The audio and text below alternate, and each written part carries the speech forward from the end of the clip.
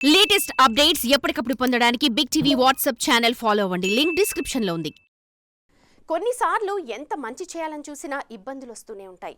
అదే సంక్షేమ హాస్టల్స్లో జరిగాయి. ఓవైపు గతంలో ఎన్నడూ లేని విధంగా విద్యార్థుల డైట్, కాస్మెటిక్ ఛార్జీలు పెంచినా ఫుడ్ పాయిజన్ ఘటనలు రిపీట్ అయ్యాయి. అయితే ఆ మాట ఇకపై వినిపించకుండా ప్రభుత్వం గట్టి నిర్ణయాలు తీసుకుంది. అటు హైదరాబాద్ 2050 మాస్టర్ ప్లాన్లో అదిరిపోయే అభివృద్ధి పనులు చేసేందుకు ఈ వారం భారీ ముందడుగు పడింది. అవేంటో ఇప్పుడు చూద్దాం.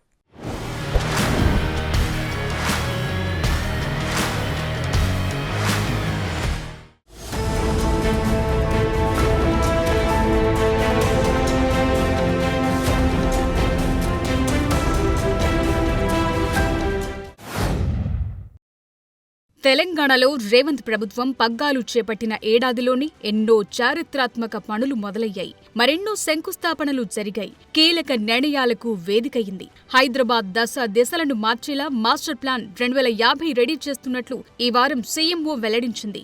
రోజు రోజుకు సిటీలో పెరుగుతోన్న జనాభాకు తగ్గట్టుగా మహానగరాన్ని మరింత అభివృద్ధి చేస్తూ ఫ్యూచర్ హబ్ గా తీర్చిదిద్దేందుకు సర్కార్ అన్ని రకాలుగా కసరత్తు చేస్తున్నట్టు సీఎంఓ వివరించింది.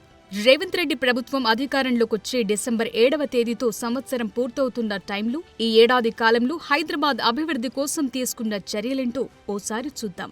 30,000 ఎకరాల్లో ఫ్యూచర్ సిటీ నిర్మాణం కోసం నిర్ణయం జరిగింది.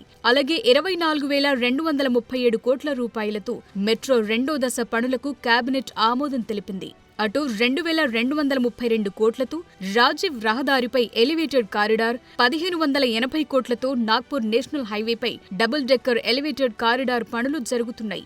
మరోవైపు మెహదీపట్నం వద్ద స్కైవాక్ నిర్మాణానికి రక్షణ శాఖ పర్మిషన్ తెప్పించడం సీఎం పట్టుదలకు నిదర్శనం. 18,000 కోట్లతో రీజనల్ రింగ్ రోడ్ నిర్మాణ పనులు, కేబీఆర్ పార్కు చుట్టూ 826 కోట్లతో 6 జంక్షన్ల అభివృద్ధి, మురుగునీటి శుద్ధి కోసం కొత్తగా 39 ఎస్టీపీల ఏర్పాటు, ఎల్లంపల్లి నుంచి 20 టీఎంసీల నీటిని తరలించి హైదరాబాద్ తాగునీటి అవసరాలు తీర్చడం ఇవన్నీ బృహత్తర ప్రణాళికల్లో భాగంగా ఉన్నాయి.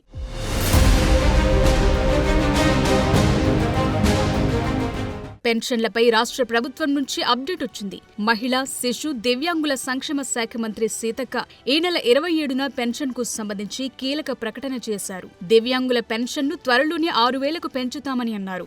అంతర్జాతీయ దివ్యాంగుల దినోత్సవం సందర్భంగా హైదరాబాద్ ఎల్బీ స్టేడియంలో జరిగిన దివ్యాంగుల రాష్ట్ర స్థాయి క్రీడా పోటీలను ప్రారంభించిన సందర్భంగా ఈ కామెంట్స్ చేశారు. దివ్యాంగుల బ్యాక్లాగ్ పోస్టులను నింపుతామన్నారు.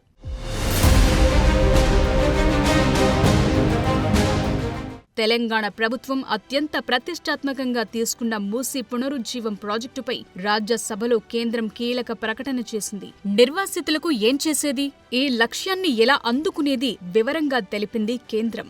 బీఆర్ఎస్ ఎంపీ సురేష్ రెడ్డి అడిగిన ప్రశ్నకు కేంద్ర పట్టణాభివృద్ధి శాఖ సహాయ మంత్రి టోకన్ సాహు లిఖితపూర్వక సమాధానమిచ్చారు. నది పునరుజ్జీవం తేవటం, కాలుష్యాన్ని నివారించటం, హైదరాబాద్లో వరదలను నియంత్రించటం లక్ష్యాలతో రాష్ట్ర ప్రభుత్వం ఈ ప్రాజెక్టు చేపట్టిందని, రివర్ బెడ్ సహా బఫర్ జోన్లో ఉంటున్న వారికి 15,000 ఇండ్లను తెలంగాణ ప్రభుత్వం కేటాయించిందని కేంద్రం తెలిపింది.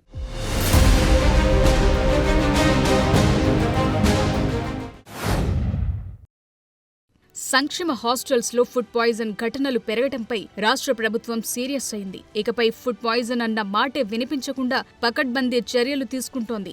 వంటకు ముందు కిచెన్ ఫోటోలు తీయటం, వంట సామాగ్రి ఫోటోలు, అలాగే వంట పూర్తయ్యాక సిబ్బంది తిన్న తరువాతే పిల్లలకు వడ్డించటం, ఫోటోలను ఎప్పటికప్పుడు యాప్లో అప్డేట్ చేసేలా కొత్త యాప్ రాబోతోంది. దీంతో ఫుడ్ పాయిజన్ ఎలా అయ్యిందో ఈజీగా గుర్తించటం, అది జరగకుండా సిబ్బందిని అవసరమైతే డిస్మిస్ చేసేలా కఠిన నిర్ణయాలు తీసుకుంది రేవంత్ ప్రభుత్వం. సాధారణ తనిఖీలతో పనయ్యేలా కనిపించకపోవడంతో ఫుడ్ సేఫ్టీ టాస్క్ ఫోర్స్ ఏర్పాటుకు ఆదేశాలిచ్చింది ప్రభుత్వం. ఫుడ్ సేఫ్టీ కమిషనర్, సంబంధిత శాఖ హెచ్ఓడి లేదా అదనపు డైరెక్టర్, ఆ శాఖ జిల్లా ఆఫీసర్ను ఈ కమిటీలో సభ్యులుగా నియమించింది. మరోవైపు గురుకులాలు, హాస్టళ్లు, అంగన్వాడీల్లో ప్రత్యేకంగా ఫుడ్ సేఫ్టీ కమిటీలను కూడా ఏర్పాటు చేస్తూ ప్రభుత్వం మరో ఆర్డర్ ఇచ్చింది. ప్రతి విద్యా సంస్థలో హెడ్ మాస్టర్, 2 సిబ్బందితో ఈ ఫుడ్ సేఫ్టీ కమిటీలను ఏర్పాటు చేయాలని కలెక్టర్లకు సూచించింది.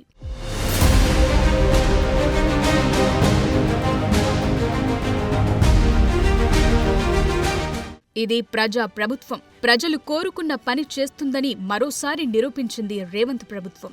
గత కేసీఆర్ సర్కార్ హయాంలో దిలవర్పూర్ దగ్గర ఎథనాల్ ఫ్యాక్టరీ కోసం అనుమతులు ఇవ్వటం, ఆ ఫ్యాక్టరీ తమకు వద్దని స్థానికులు ఆందోళన చేయటంతో ఎథనాల్ ఫ్యాక్టరీ అనుమతులను రేవంత్ ప్రభుత్వం ప్రజల కోరిక మేరకు నిలిపివేసింది. కాలుష్య రహితంగా జీరో లిక్విడ్ డిశ్చార్జ్తో ఏర్పాటు కావాల్సిన ఎథనాల్ ఫ్యాక్టరీలు నిబంధనలు పాటించట్లేదని ఆరోపణలున్నాయి. దీంతో స్థానికులు ఆందోళన చేయటంతో పనులు నిలిపివేసింది రాష్ట్ర ప్రభుత్వం.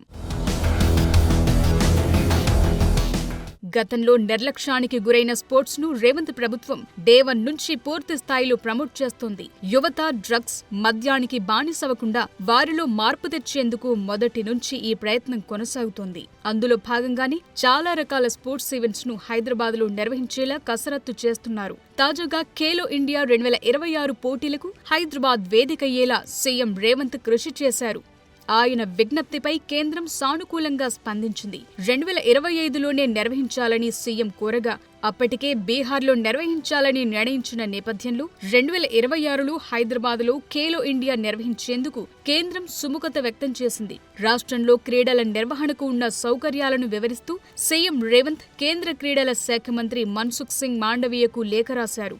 2002లో హైదరాబాద్లో 32వ జాతీయ క్రీడలు జరిగిన విషయాన్ని ప్రస్తావించారు. ఆ తరువాత ఆఫ్రో ఏషియన్ గేమ్స్, 7వ మిలిటరీ గేమ్స్ సహా అనేక జాతీయ స్థాయి పోటీలు జరిగాయన్నారు. సో స్పోర్ట్స్ విషయంలో ఇదో భారీ ముందడుగు.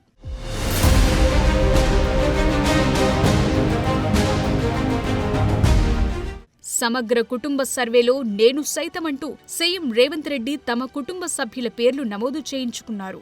సీఎం రేవంత్ కుటుంబ వివరాలను ఎన్యూమరేటర్ అధికారులు నమోదు చేశారు. Hyderabad collector Anudeep, GHMC commissioner Ilambarthi, ఇతర అధికారులు, ఎన్యూమరేటర్లు, సిబ్బందితో కూడిన సర్వే బృందం జూబ్లీహిల్స్ నివాసంలో ముఖ్యమంత్రి రేవంత్ కుటుంబ వివరాలను ఈ నెల 28న నమోదు చేసుకున్నారు.